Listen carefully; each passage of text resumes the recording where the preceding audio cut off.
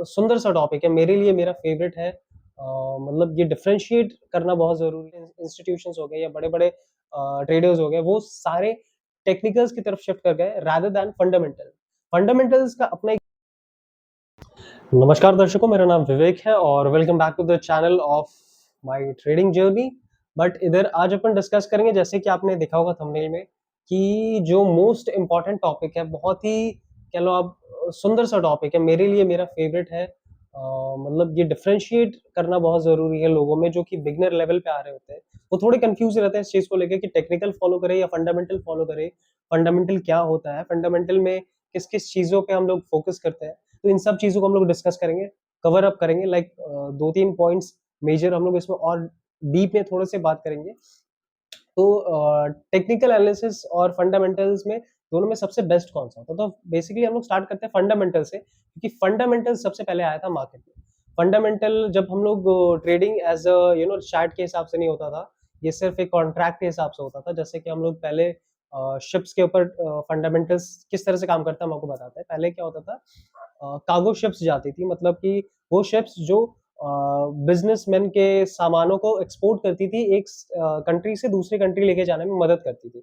तो क्या होता था कि बहुत सारे ट्रेडर्स आते थे, वो बेटिंग करते थे। लाइक फॉर सपोज वो पैसा देते थे कि अगर ये सामान और शिप बिल्कुल सेफली पहुंच जाता है अपने डेस्टिनेशन पे, तो उनको एक सर्टेन अमाउंट ऑफ टाइम देगा, क्योंकि वो अभी एक इन्वेस्ट कर रहे हैं। मतलब अगर वो शिप जाने से पहले वो कुछ पैसे इन्वेस्ट कर रहे होते हैं, जो कि शिप के ओनर होते हैं उनको, जो एक मेजॉरिटी ऑफ आप कह लो सिंडिकेट होता है, उनको वो पैसा इन्वेस्ट कर रहे होते हैं उस जगह पे, कि अगर शिप सही सलामत अपनी जगह पे पहुंच जाता है, तो उनको एक सर्टेन अमाउंट ऑफ मनी वापस मिलेगा रिटर्न एज अ प्रॉफिट, क्योंकि वो शिप एक्सपोर्ट कर चुका है और उससे कुछ प्रॉफिट बना चुका है। तो ये जो भी इन्वेस्टर्स आए शिप को मदद करने के लिए, उन सबको कुछ एक सर्टेन अमाउंट ऑफ पैसा मिलेगा। तो अब ये लोग पैसा लगाते क्यों थे? उनको ये नहीं डर था, अगर जैसे अगर ओनर को डर है कि शिप डूब सकता है, तो ये उनको डर नहीं था। तो यहाँ पे वो फंडामेंटल एनालिसिस करते थे। फॉर सपोज वो चेक करते थे वेदर रिपोर्ट क्या होने वाला है, आगे से समय में किस तरह का वो एरिया है, मतलब वो ओशन का जो आप समझ लो कि रूट है, वो किस तरह से है, वेदर किस तरह से होने वाला है कुछ समय में, या फिर क्या वहाँ पे बड़ी लहरें आती हैं या नहीं, या फिर एक छोटा-सा और, जैसे कि सेलर कौन है, या फिर शिप में वेट कितना है, शिप कितनी बड़ी है। तो इन सब चीज़ों पे जब वो समझते थे, देखते थे, एनालाइज़ करते थे और उसके बाद जब पैसा लगाते थे, तो उसको कहते थे फंडामेंटल एनालिसिस। वहाँ पे चार्ट या टेक्निकल कुछ नहीं होता था, वो सिचुएशन को देख रहे होते थे, एनवायरनमेंट को देख रहे होते थे कि किस तरह से एनवायरनमेंट है और किस तरह से उनको ये एनवायरनमेंट में वो पैसा बना सकते हैं। तो ये था फंडामेंटल एनालिसिस जो लोग करते थे पहले, जब वो एक प्रॉपर सिस्टमैटिक वे नहीं था ट्रेडिंग का, सिस्टमैटिक वे नहीं था पैसे को इन्वेस्ट करने का, तो ये फंडामेंटल एनालिसिस वो लोग करते थे। मतलब एक कह लो आप सिचुएशन को समझना, एक एनवायरनमेंट को समझना कि किस तरह से एनवायरनमेंट रिएक्ट करने वाला है, उसके उनके ट्रेड के हिसाब से। तो वो जब भी शिप पे पैसा लगा रहे होते थे या किसी भी बिज़नेस पे वो पैसा लगा रहे होते थे, तो एक तरह से वो ट्रेड लेना ही होता था और वो फंडामेंटल कहते थे उस समय। तो बट फंडामेंटल्स में क्या था, वो एग्ज़ैक्ट आपको लाइक प्रोजेक्शंस तो बताता है कि मतलब प्राइस प्रोजेक्शन क्या रहेगा, बट वो उस रोड को नहीं बताता है कि वो कैसा रहेगा, वो कितना लंबा हो सकता है, वो कितना वोलेटाइल हो सकता है, ये टेक्निकल्स नहीं बताता है। तो मतलब 1978 में फंडामेंटल एनालिसिस बहुत ही पीक पे था, वो बहुत ही लाइक प्रसिद्ध प्रचलित था, और बहुत ही रेयरली लाइक 1-2% लोग थे जो टेक्निकल्स को फॉलो करते थे, और जो टेक्निकल्स को फॉलो करते थे उनको क्रेजी लाइक बेवकूफ ये समझा जाता था फंडामेंटल एनालिसिस की तरफ से, एनालिस्ट्स की तरफ से। और उस समय जो बिग फंड्स होते थे, कह लो आप, जो इनके पास बहुत मतलब अच्छे खासे बड़े-बड़े पैसे होते थे, वो लोग भी फंडामेंटल्स की तरफ ही पहले जाते थे और टेक्निकल्स वालों को उतना सीरियसली लेते नहीं। बट आज के टाइम पे ये सारा सिचुएशन बिल्कुल ऑपोजिट हो गया है। मतलब अब मेजॉरिटी ऑफ जो ट्रेडर्स हैं, रिटेल ट्रेडर्स हो गए या फिर बड़े-बड़े इंस्टीट्यूशंस हो गए या बड़े-बड़े ट्रेडर्स हो गए, वो सारे टेक्निकल्स की तरफ शिफ्ट कर गए रादर दैन फंडामेंटल। फंडामेंटल्स का अपना एक जगह है, बट टेक्निकल्स जो है वो बहुत ही मेजर इम्पैक्ट रोल प्ले करता है ट्रेडर्स के लाइफ में, नॉट इन इन्वेस्टर्स, इन्वेस्टर्स के लाइफ में भी, बट ट्रेडर्स के लाइफ में टेक्निकल्स बहुत ज़्यादा ही इम्पोर्टेंट रोल प्ले करता है। क्योंकि टेक्निकल्स आपको एक प्रोजेक्शंस बताता है, एक सर्टेन टाइम सॉरी एक सर्टेन प्राइस पॉइंट बताता है, बट वो साथ में वोलेटिलिटी भी बताता है कि किस तरह से प्राइस इनके बीच, इस प्राइस से उस प्राइस के जाने के बीच में किस तरह से रिएक्ट करेगा, कितना समय लग सकता है। तो ये टेक्निकल्स आपको बहुत अच्छे तरीके से बताता है। बट अब पूछेंगे कि फंडामेंटल्स क्या होता है? तो फंडामेंटल्स इज नथिंग बट किसी भी कंपनी में इन्वेस्ट करने से पहले आप, या किसी भी कंट्री में इन्वेस्ट करने से पहले लोग जैसे देखते हैं वेदर रिपोर्ट क्या है, इंटरेस्ट रेट क्या है उस कंट्री का, या फिर उस सिचुएशन में उस कंट्री का या उस कंपनी का बैलेंस शीट क्या है, उस कंट्री का जीडीपी क्या है, लाइक क्राइम रेट क्या है, या फिर ग्रोथ रेट क्या है, ये सब कुछ देखा जाता है। तो that is called a fundamental analysis कि उसके प्रॉपर एनवायरनमेंट को, उसके प्रॉपर बिहेवियर को, मतलब एक न्यूमेरिकल बिहेवियर को समझना इज कॉल्ड फंडामेंटल एनालिसिस। तो हम लोग जब बात करते हैं फंडामेंटल्स के, तो जैसे कि हम बोले कि इसमें आपको बिल्कुल भी एग्जैक्ट टाइम नहीं पता चलता है, जबकि टेक्निकल्स में एग्जैक्ट टाइम के साथ आपको किस प्राइस पॉइंट पे जाके मार्केट पहुंचेगा, किस प्राइस पॉइंट से वो रिवर्सल ले सकता है, किस प्राइस पॉइंट पे वो वापस से शूट अप कर सकता है, ये सब चीज का नॉलेज टेक्निकल्स देता है। क्या फंडामेंटल्स का कोई इंपॉर्टेंस नहीं है? फंडामेंटल्स का इंपॉर्टेंस है, बहुत अच्छे, बहुत ज्यादा इंपॉर्टेंस है, बट वो एक इन्वेस्टमेंट के समय पे है। मतलब अगर आप किसी कंपनी में इन्वेस्ट करना चाह रहे हैं और उसका लॉन्ग टर्म प्लान है आपका, लाइक फॉर 3 साल, 4 साल, 5 साल, तो उस समय पे आप फंडामेंटल्स पे बिल्कुल भरोसा कर सकते हैं, जिस समय आपको टाइम का लिमिट ना हो। आप आंख बंद करके बस इन्वेस्ट कर दें, बैलेंस शीट देखें, कंपनी को देखें, कंपनी के सारे रूल्स एंड रेगुलेशंस को देखें, जो भी उनके पॉलिसीज हैं उनको देखें, सीईओ कौन है, किस तरह से वो सिचुएशंस को हैंडल करते हैं, ये सब देखें। बट वो एक सिर्फ और सिर्फ इन्वेस्टमेंट के टर्म पे हम इसको यूज करते हैं as a trader. But technicals is something which is used in a very vast majority of like traders, जो कि बहुत इजीली सबको यूज कर रहे होते हैं।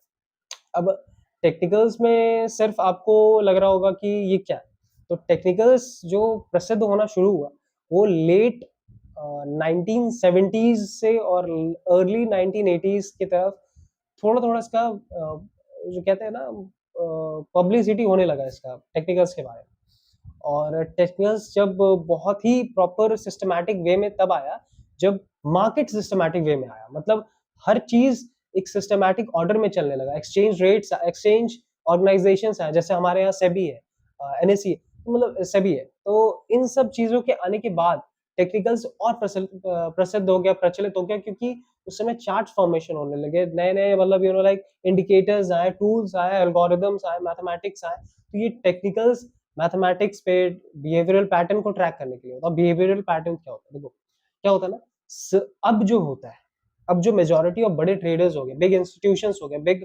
फंड्स हो गए, तो वो ये लोग मेजोरिटी टाइम जब ट्रेड कर रहे होते हैं तो टेक्निकल्स के हिसाब से ट्रेड कर रहे होते हैं। तो ये क्या होता है ना, एक सर्टेन बड़े अमाउंट वाले लोग आते हैं, बिग फंड्स वाले लोग आते हैं, जो एक सर्टेन डे कह लो, या सर्टेन वीक कह लो, या सर्टेन मंथ पे आके एक तरीके से इंटरैक्ट करते एक दूसरे से। फॉर सपोज एक बायर है, बड़ा बायर है, एक बड़ा सेलर है, तो एक दूसरे से एक वीक में कभी भी एक सर्टेन पॉइंट ऑफ टाइम पे एक तरह से रिएक्ट कर रहे होते हैं, एक दूसरे के सर्कमस्टांसेस, एक दूसरे के लाइक एलिगेशंस, या फिर उनके मोमेंट के हिसाब से दूसरा एक अपनी तरीके से रिएक्ट कर रहा होता है। तो ये सब रिएक्शन होता है, इंटरैक्शन होता है, इसके कारण ये लोग को पता नहीं चलता है, ये लोग एक बिहेवियरल पैटर्न छोड़ते जाते हैं पीछे, मतलब हिस्टोरिकल डेटाज में वो एक बिहेवियरल पैटर्न छोड़ते जाते हैं। तो हम लोग को दिखता है ये हमारा चार्ट ऊपर जाता हुआ, तो ये ही एक बिहेवियरल पैटर्न है, ये कोई मैथमेटिकल चार्ट नहीं है, ये एक बिहेवियरल पैटर्न है कि किस तरह से पीछे से रिएक्ट होता हुआ आया है मार्केट, और ये स्टॉक या फिर ये ट्रेड या फिर ये इंडाइसेस।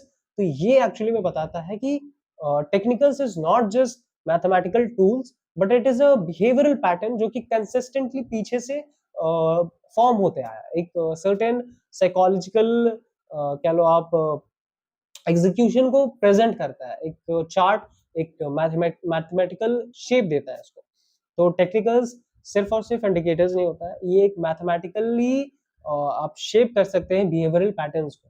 तो ये होता है, इसको सिर्फ आपको एनालाइज करना होता है, समझना होता है, ट्रैक करना होता है, and then you are ready to go. आप इसको समझ जाते हैं और ये अपने आप, अपने हिसाब से आप समझ सकते हैं, आप उसमें आप कुछ भी यूज करते हैं। लाइक सपोज अगर हम बात करें एक बहुत ही छोटा सा, एक बहुत ही छोटा सा एग्जांपल जो आपको बहुत इजीली समझ आएगा, जैसे कि प्राइस चार्ट। अगर हम प्राइस को देखें, अगर प्राइस ऊपर मूव कर रहा है और साथ में वॉल्यूम भी ऊपर मूव कर रहा है, तो एक बहुत ही स्ट्रॉन्ग बुलिश मूव है। और अगर मान लो वो रिट्रेस किया, थोड़ा सा नीचे आया और उसका वॉल्यूम भी नीचे आया, विच मीन्स कि वो रिट्रेसमेंट है, एक्चुअली में रिट्रेसमेंट है, वो रिवर्सल नहीं है। अब यहाँ से वो जब वॉल्यूम गिरा, यानी कि जो सेलर्स सॉरी जो बायर्स थे वो थोड़े से शांत हुए, बट सेलर्स में उतना जान नहीं रहा, वो मार्केट को नीचे ला नहीं सकते जितना वो बायर्स लेके गए मार्केट को ऊपर की ओर। तो रिट्रेसमेंट में ताकत उतना नहीं है, मतलब नीचे जो आ रहा है उसमें ताकत उतना नहीं है। तो इसके कारण फिर जब पता चलता है कि जब कुछ सर्टेन लेवल पे एसएल्स हिट होते हैं लोगों के, या फिर रिट्रेसमेंट सपोर्ट मिलता है, तो और नए बायर्स ऐड होते हैं, and then the market shoot ups. So वो फिर मतलब एक हायर वॉल्यूम के साथ फिर मार्केट ऊपर की ओर मूव करने लग जाता है। और इसी से पता चलता है कि price action technical is so easy, आप किसी भी वे में इसको समझ सकते हैं। किसी भी इंडिकेटर को लगाएं, उसमें एक बिहेवियरल पैटर्न पीछे से चेक करते आए, रिपीटेड रिएक्शंस चेक करते हैं, and then you are ready to go. आपको सब समझ आने लग जाएगा कि किस तरह से मार्केट रिएक्ट कर रहा है। इसमें कोई बहुत बड़ी लाइक दिमाग लगाने वाली चीजें नहीं है, ये बहुत ही इजीली आप इसको समझ सकते हैं। तो क्या सिर्फ इसको समझना या बिहेवियरल पैटर्न को समझ लेना ही बहुत कुछ है, या मतलब यही बहुत होता है क्या, इससे ज्यादा कुछ नहीं है? अगर हम टेक्निकल सीख गए या समझ गए तो क्या हम बहुत पैसे छाप सकते हैं या फिर आराम से ट्रेड कर सकते हैं, हम हमेशा प्रॉफिटेबल हो सकते हैं? तो ऐसा नहीं है। टेक्निकल्स फंडामेंटल्स अपनी जगह पे, टेक्निकल्स अपनी जगह पे, टेक्निकल्स का आना दैट डजंट मीन कि आपको प्रॉफिटेबिलिटी आ जाना, क्योंकि टेक्निकल्स को सीखना एक अलग चीज हो गया और उसको परफॉर्म करना एक बहुत ही अलग चीज हो गया। क्योंकि आप समझ तो सकते हैं, बट एग्जीक्यूशन ये डिपेंड करता है आपके अंदर इनर डिसिप्लिन के ऊपर, आप अंदर से कैसे पर्सन है, आपकी पर्सनैलिटी क्या है, तो ये उस पर डिपेंड करता है। तो ये साइकोलॉजी जो होता है, आपका ब्रेन फंक्शन, आपका जो डिसिप्लिन है, psychology is the main term, कि इस पे डिपेंड करता है। तो साइकोलॉजी कैसा होना चाहिए, क्या होना चाहिए, किस तरह से रिएक्ट करना चाहिए, क्या एक डिसिप्लिन के साथ चलना चाहिए, अपने आप को किस तरह से देखना चाहिए, मोटिवेटेड रखना चाहिए, एक डायरेक्शन में रखना चाहिए, ये सब चीज आपको साइकोलॉजी बताता है। क्योंकि टेक्निकल्स या फंडामेंटल्स सिर्फ और सिर्फ 30 टू 20 to 30% होता है आपके पूरे ट्रेडिंग जर्नी का। जो मेजोरिटी ऑफ चीज होता है, जैसे 70 to 80% अगर मान लो, तो ये सिर्फ और सिर्फ साइकोलॉजी है। साइकोलॉजी के कारण एक फंडामेंटल एनालिस्ट भी बहुत अच्छा कर सकता है मार्केट में, और एक जो आप कह लो टेक्निकल एनालिसिस जो करता है वो खराब भी कर सकता है अगर उसका साइकोलॉजी अच्छा नहीं है। तो इसीलिए साइकोलॉजी होना बहुत इंपॉर्टेंट है, और इसके ऊपर हम एक नया वीडियो बनाएंगे साइकोलॉजी का सेपरेट, क्योंकि वो थोड़ा सा लंबा इलाबोरेटेड टॉपिक है, तो वो थोड़ा सा मिक्सअप ना हो जाए। तो इसके कारण हम साइकोलॉजी को एक डिफरेंट वीडियो के साथ प्रेजेंट करेंगे आपके सामने, और बहुत ही इजी वे में, इसी तरह से जिस तरह से अभी हम आपको फंडामेंटल और टेक्निकल का एक बहुत ही सिंपल लॉजिकल बात पता है, इसी तरह हम साइकोलॉजी के बारे में बताएंगे। कोई हैवी वर्ड्स का यूज नहीं करेंगे, एक सिंपल स्ट्रेट टू स्ट्रेट जो बात एक्चुअल में है वो ही बस बताएंगे। ना ज्यादा कोई बहुत बड़ा बड़ा वर्ड यूज करने का, ना बहुत बड़े बड़े टर्म्स को यूज करने का, सिंपल जो बात है टेक्निकल और फंडामेंटल के बीच का, बस वो बताए हैं। जैसे इस तरह से उसी तरह साइकोलॉजी भी बताएंगे without wasting your time. So this is the thing, और मिलते हैं आपको नेक्स्ट वीडियो पे साइकोलॉजी के। तब तक के लिए आप सब्सक्राइब करें, शेयर करें, लाइक करें अगर पसंद आया तो, और अपने फीडबैक जरूर दें। एंड जय हिंद।